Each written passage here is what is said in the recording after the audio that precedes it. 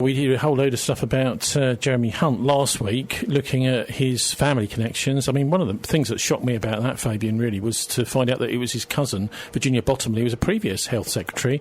She's now chair of Nuffield Health, one of these private healthcare firms. Well, that doesn't surprise me. This is what the Tories do. They look after themselves. This is all about the Conservatives are only interested in who's going to sort of get them out of the mess they're now in. They don't... or they think might get them out of the mess they're now in. They don't actually care about the impact on the country or the impact on ordinary people. Well, I was interested to see, because Ken Livingston, Labour, was... I mean, I think he was Labour mayor. He was Labour. Martin, he wasn't actually elected as a Labour politician, was he? The Labour Party put forward Frank Dobson to stand. Isn't that right? In the first place...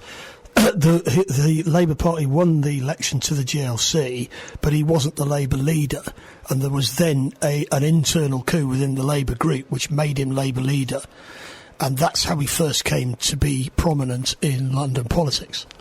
At that stage, there was no directly elected mayor of London. There was just the Greater London Council, and he was just the leader of the council. And that was actually his most radical phase, actually. Yeah, but what about more recently? I think it was around 2002 or something. Well, more like recently... that, wasn't it? But wasn't Dobson put forward as... That's exactly right. And Livingstone was independent. That's right, Livingstone was an independent. And then second time around, he ran as Labour.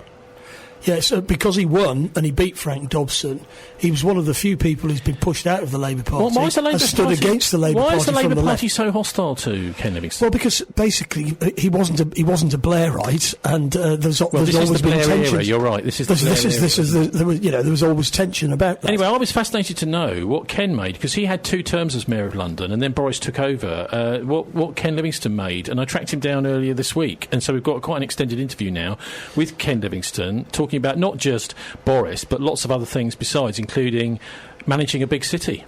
I'm Ken Livingston. I was the first mayor of London back in 2000. But when I was a kid, my interest was natural history and astronomy. If you'd said you're going to be a politician, I'd laughed in your face. It was the night Kennedy was assassinated back in 1963. I was 18. And so over that weekend, we all gripped to the television and all this stuff about American politics and so on. So I started reading about American politics and then on to British politics. By the end of the 60s, I just realised that if you want to make society better, there's no point waiting for revolution. You've got to get involved and do things. Or waiting for anyone else to actually do it for you. I mean, this is what we do, isn't it? Every, 4 or 5 years we vote, and we hope that whoever we vote for is going to do what we want. Yeah, and invariably people are disappointed. And it's getting worse, because when I came into politics in the late 60s, and I followed John Major onto the council, who went on to become a Tory Prime Minister, both the Labour and Tory politicians were there to do things. How can we make a better life and things like that? Now it feels like they just all want to be a celebrity, to be famous. I look at Boris Johnson, I think, you should have gone into show business, because he was mayor of London for 8 years. He virtually did nothing except promote himself. But Ken, you were talking about Adolf Hitler supporting Zionism. That really is putting your foot in it, isn't it?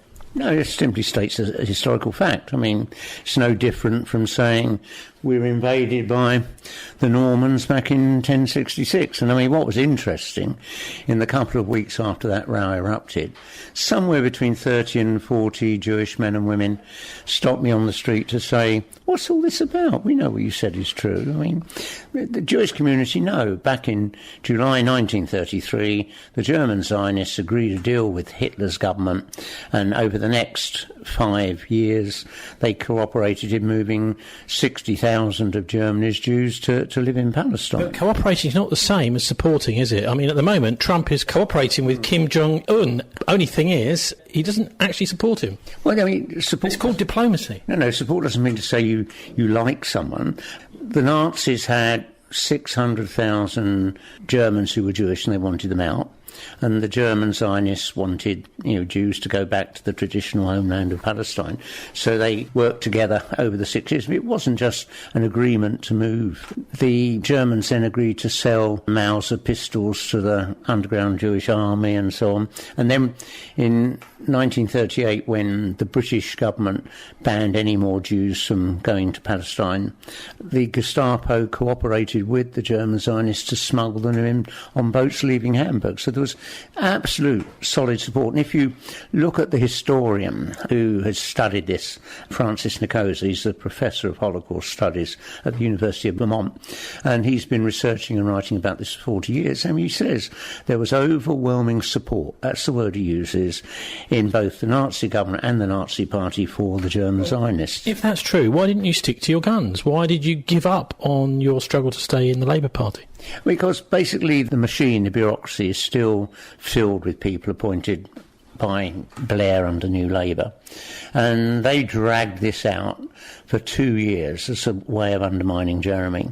And I just thought it's ridiculous to have all this going on. I mean, when I lost the mayoral election to Boris Johnson in 2012, I was just about to be 67. My wife had gone off to get a degree and become a teacher, so I became the house husband. I mean, I basically retired, back in 2012. And hung up your principles on the back of the door?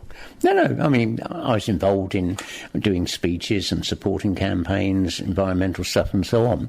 But, I never expected to run for office again. Mind you look now and you've got Bernie Sanders at the age of 77 might become president. And Jeremy's knocking on a bit. He's only 70, but he's also much fitter than me. I mean, he's always had a much more healthy diet, and I never saw him getting drunk in the bars at the House of Commons.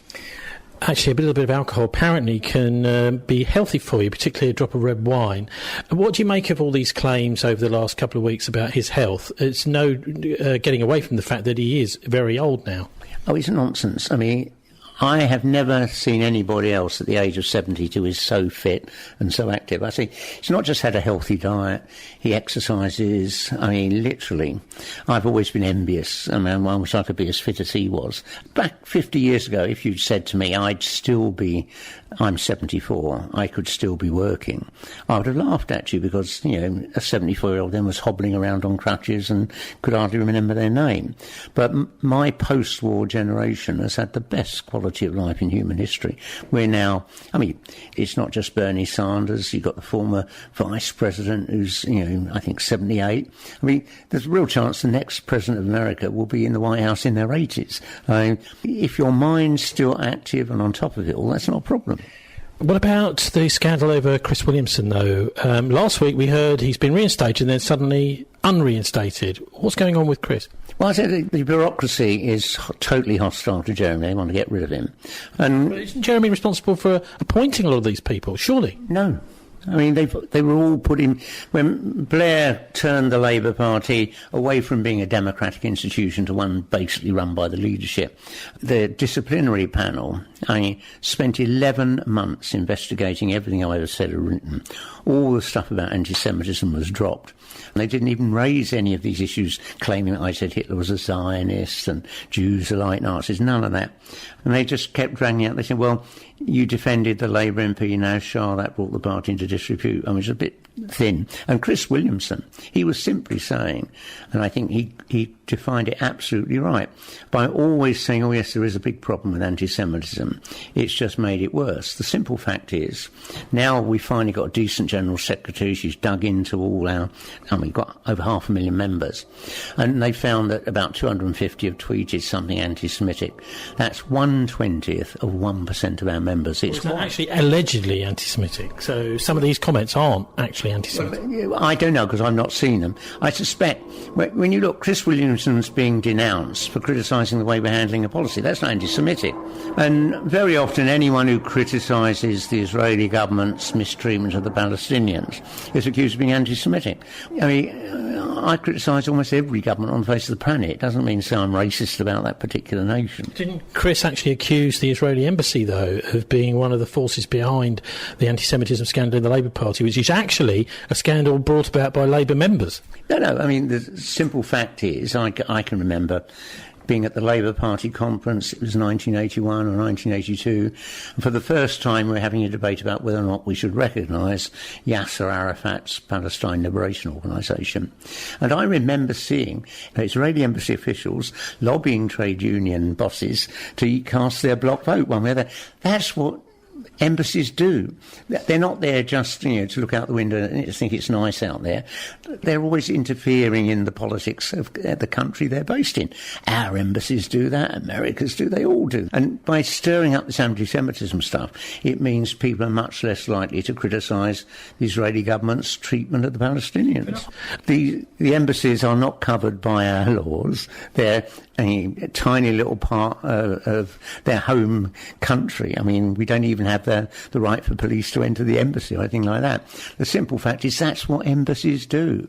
All through our history, embassies have been spying or undermining people they don't like.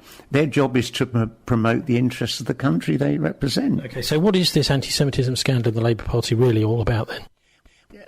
I joined the Labour Party 50 years ago. In all my time in the party, I never heard anyone say anything anti-Semitic.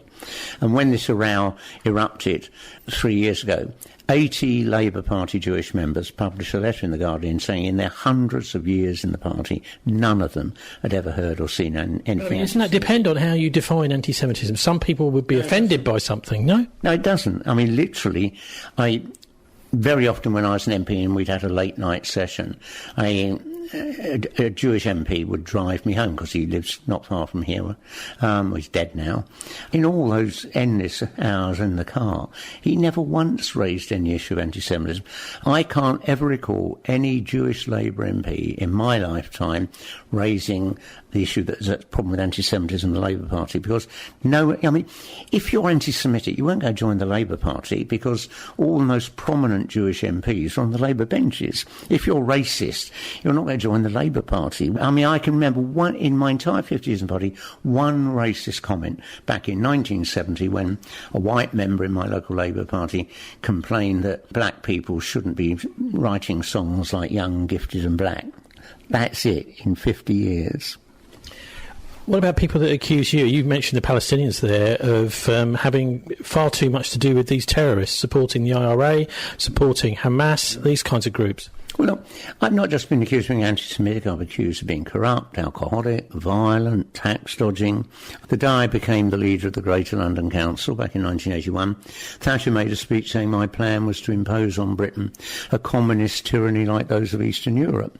Suggesting that cut and bus and tube fares would spark a commie revolution was nonsense, but up until that moment, no GLC leader had ever been a national political figure. We didn't have a press officer. You were never in the national press. And every few weeks there'd be a brief mention in the London evening papers.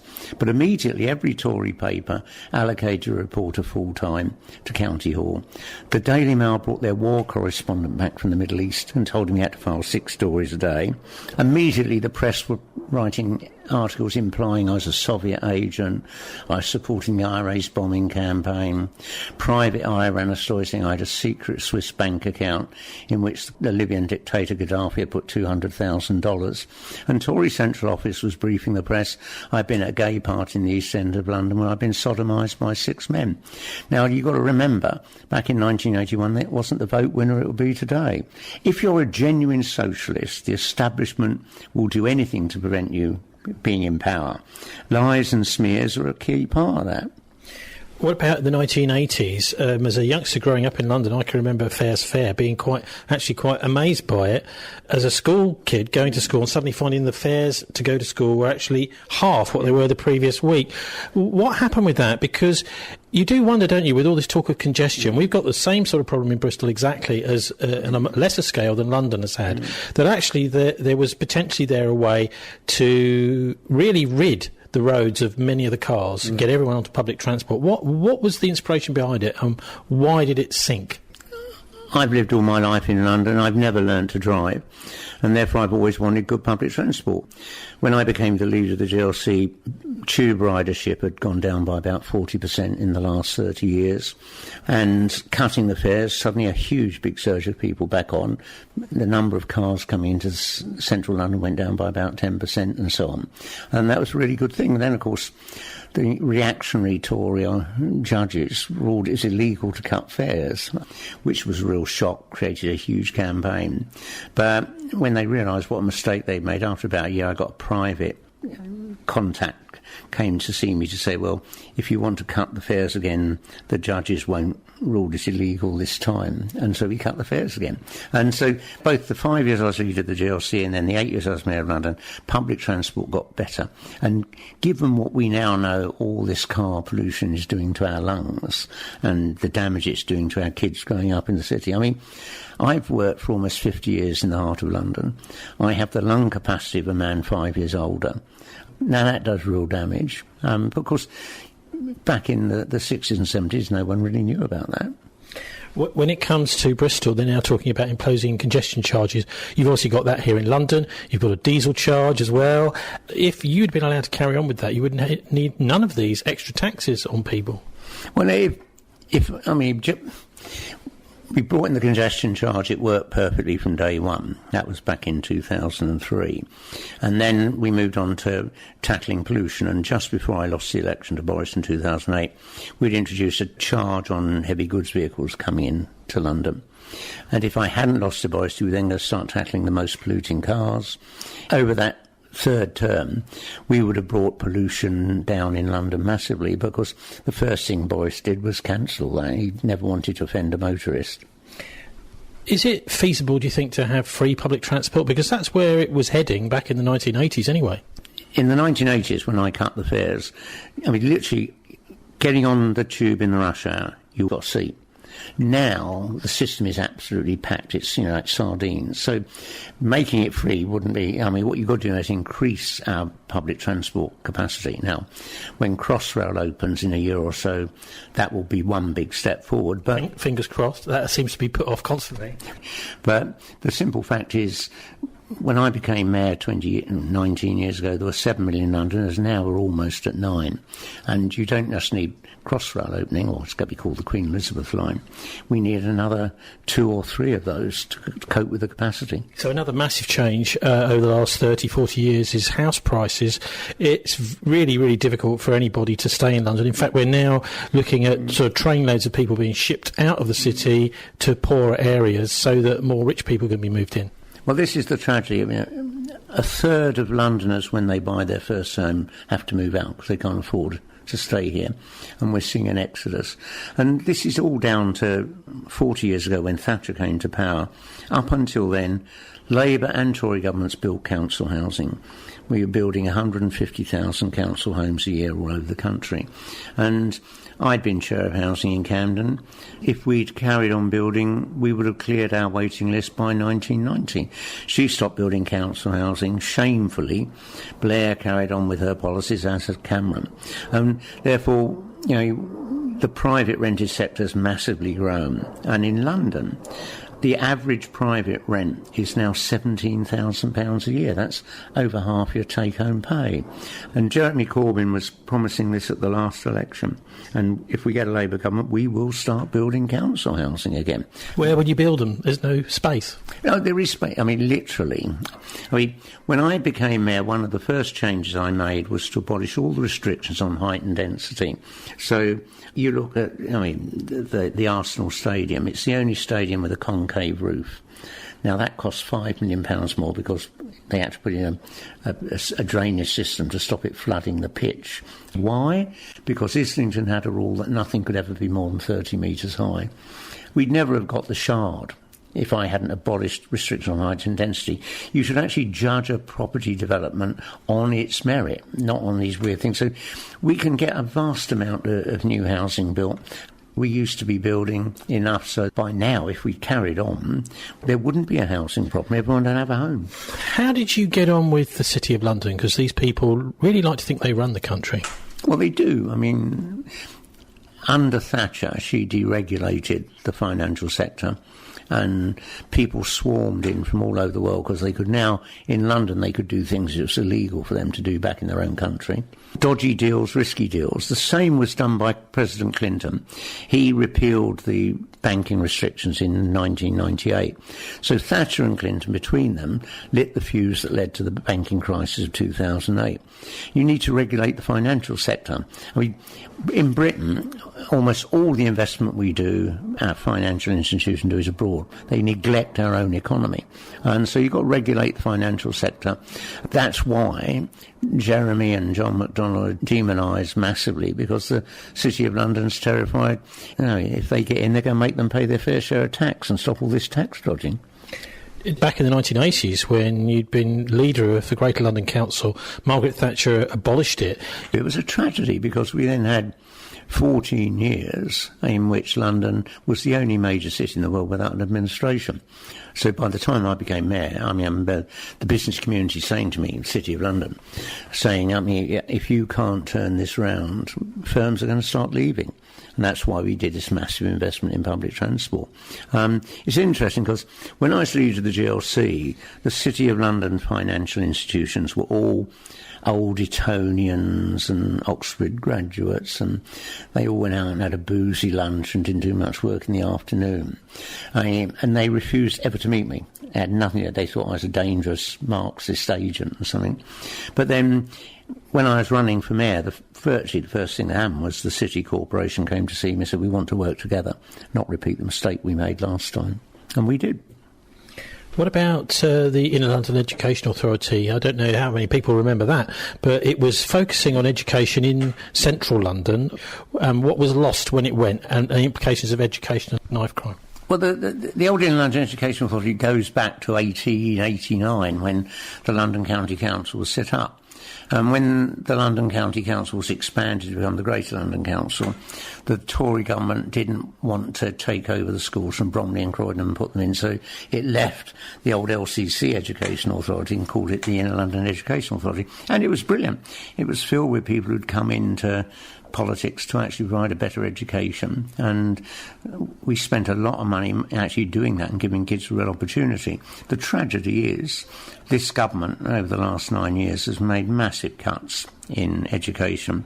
My wife's a teacher. She spends half her day on paperwork. Now, some of that's marking, but an awful lot of it's all this nonsense the government wants details and data of. If I think back to the teachers that taught me, they spent all day just teaching, not paperwork. The other thing that I think has become appalling, I went to an ordinary working class school just south of Brixton with 2,000 boys. In the 6 years I was there, at least one boy was expelled. It might have been two. Now what you've got is schools all over the place aren't just expelling kids for violence or crime.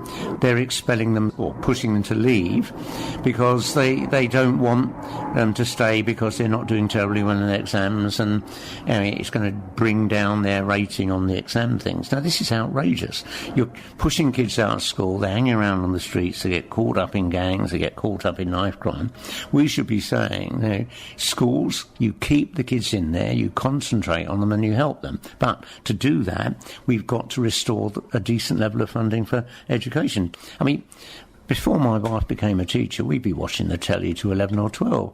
Now she goes to bed sometime between 8:30 and 9. She's knackered. You wrote a book back in the 1980s called If Voting Changed Anything, They'd Abolish It. Now, obviously you want people to vote, but why did you choose that title?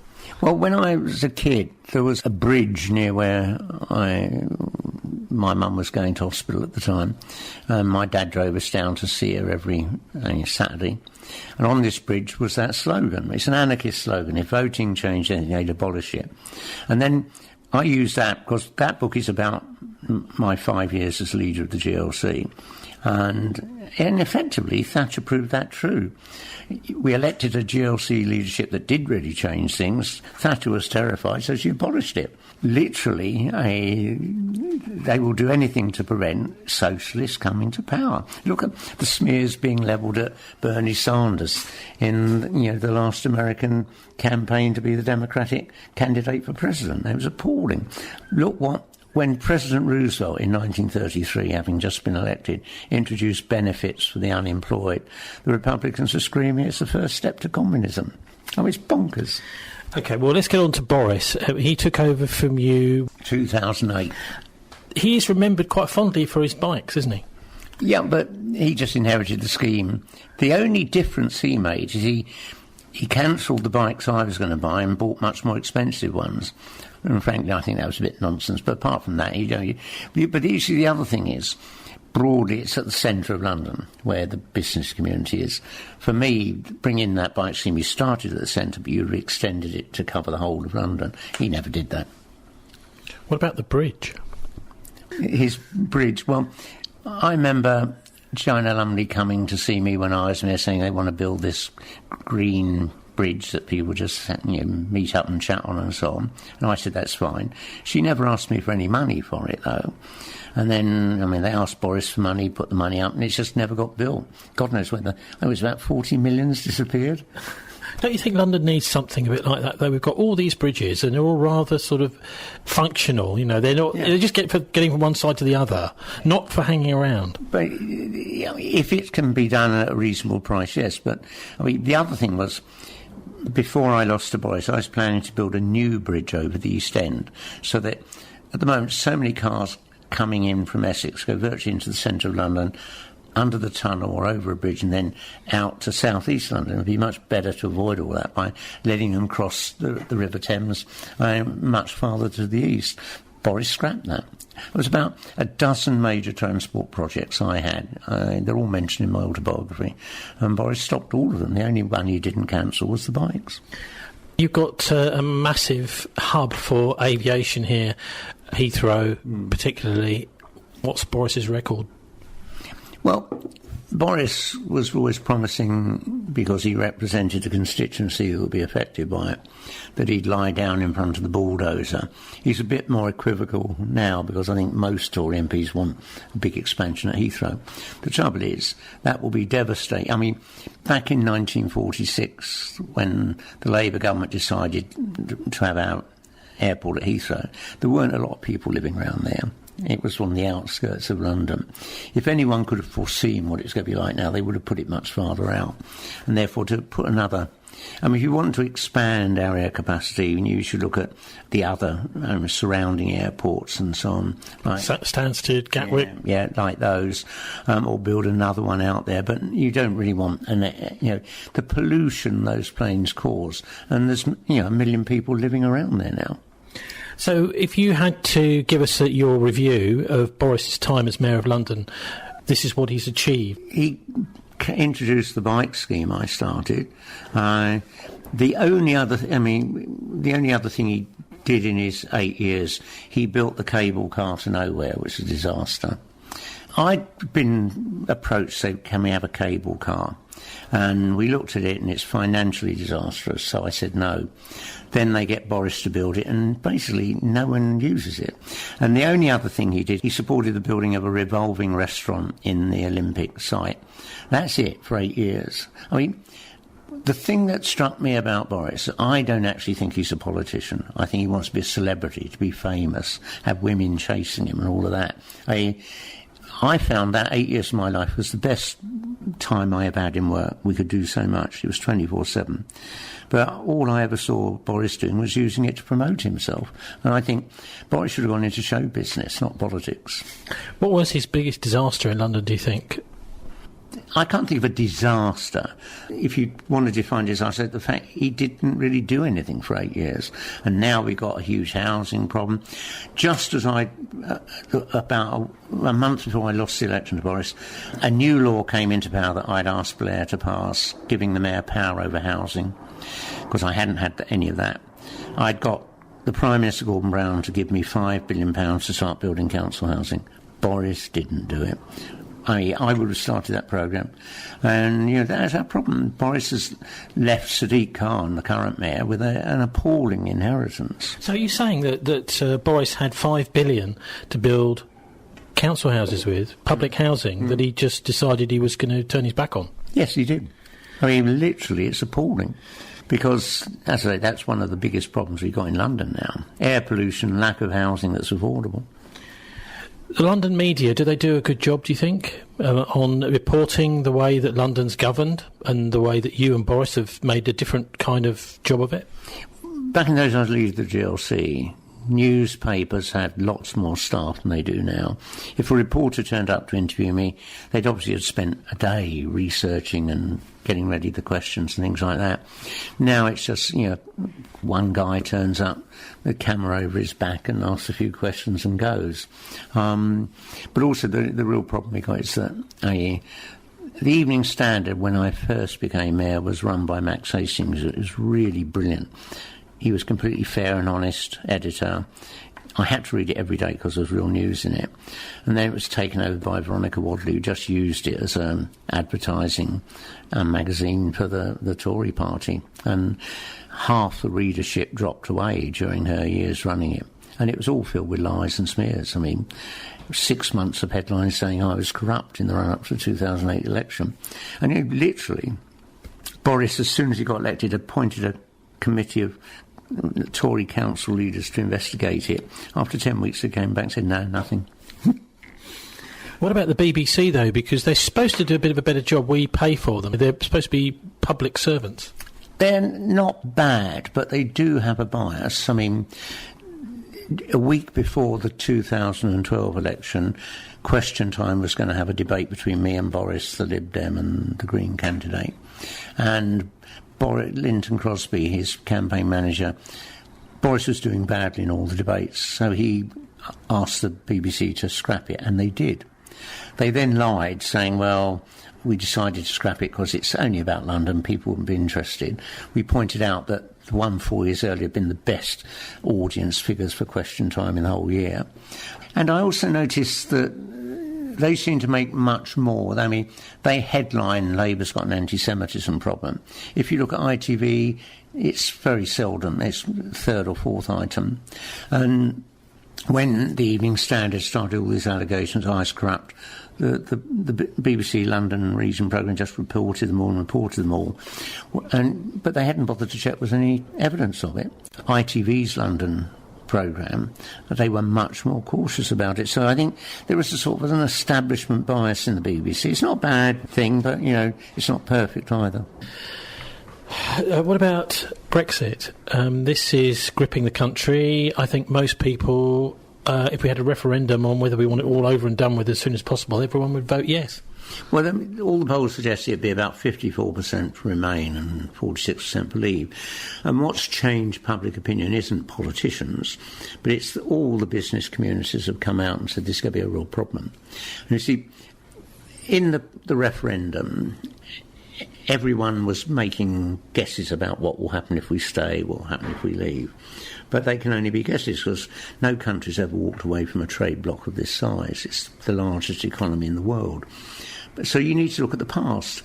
In 1958, the year that the common market was first set up, we decided not to join. In that year, 16% of Germany's imports came from Britain. Then we stayed out for nearly a decade and a half. That was halved to just 8% in 1972. Then we joined. 7 years later, it's 18%. It's just catastrophic. Given half our exports go to the European Union, if something like that happens again, that means a quarter of our exports go. You don't agree with Brexit, but the country voted for it. Yeah, because they were lied to. They were told if we leave... Only on one side? No. They were told if we leave, we can, 350 million a week more for NHS and all of that. Can the country cope with... Because many people talk about immigration as one of the main reasons for it, with 300,000 extra people every year coming into the UK. Yeah, but 70% of the people who come here come with a university degree, so that's a boost to the economy. But they displace other people, don't they? No, they don't displace other people. The people that come here to be nurses and teachers are filling gaps and vacancies because our education system is, I think, in a disastrous state. We're not ensuring that more of our kids get the skills necessary to become a nurse, a teacher or a doctor. And until we do, if you stop immigrants coming here to do those jobs, more people are going to die. Well, talking of people dying, a lot of people who voted for Brexit are now dying. So the longer we leave it, the less those people will be listened to. All the polls show that if there's another vote, we would vote to remain. The trouble is, putting it off for 5 years, the impact on the economy is going to be disastrous. Hundreds of thousands, perhaps millions of jobs will be lost. Do you take no recognition whatsoever of people that say there's too much immigration then? I mean, there were stories recently saying that are there any English people left in London? Well, London has the most diverse population in most likely the whole of Europe, but it is the only city that matches American levels of productivity and competitiveness, because the immigrants who've come here, as I say, 70% come with a degree. They come here to work. They don't come here just to draw on benefits or something like that. Throughout our history, the right-wing media have pandered to xenophobia. Back into 1906, the Daily Mail headline was "Jews bring crime and disease to Britain." And right up until the Second World War, anti-Semitism was the big scare. All these Jews are coming here from Eastern Europe and Russia and all of that. Then it was the Caribbeans coming here. And now it's basically, it's the Muslims coming and the East Europeans. It helps sell the paper, but it stirs up fear and hatred. You're not bothered about a United States of Europe then? Because although Britain is actually out of this at the moment, there's now the beginnings of a European army. A United States of Europe, anyway, is a phrase that's been used by both Macron and Merkel. Yeah, but they aren't going to get that through because there's a lot of European governments like Hungary would veto that. And don't forget, the way the EU works is each of the 28 countries has a veto on the decisions taken. And the simple fact is, it's just not going to get through. The chance that all 28 countries would agree to actually abolish their own powers is just never going to happen. So Tony Benn was wrong about Brussels. He said it's basically a rich man's, businessman's club. No, the rich man, businessman's club is here in the City of London. That dominates the whole of Europe, in a lot of the whole world. Well, don't blame the Europeans, blame our financial sector. Is there anything we could do about the money system, though? Because a lot of people point to this as really backed by nothing nowadays, and also going increasingly electronic. We depend far too much on money. Although it was created originally to serve humanity, money is now, people are becoming slaves to money. You've got to regulate the financial sector. Thatcher... OK, so what would you do, Ken? Well, the first thing you do is make them pay their fair share of tax. This government claims that there's only £20 billion a year of tax avoidance and evasion. Some economists put it 120 billion a year. I saw one economist suggest might even be 150 billion. So if you can stop all this tax dodging, you don't have to increase taxes, but you'd have a vast influx of new money to rebuild our NHS, our schools, care of the elderly and things like that. And so that's what we've got to do. The financial sector has become perfect at tax dodging. It's become their greatest talent. And the whole system is just manipulated for them. They're all fabulously wealthy. You actually look back. Bankers now are earning even more than they did at the time of the banking crisis. Both Gordon Brown's Labour government and then Cameron's propped up the banking system by creating £350 billion of money to prop the system up. Well, if we can do that for the banks, why can't we do it for all the other things that we want, like house building and education?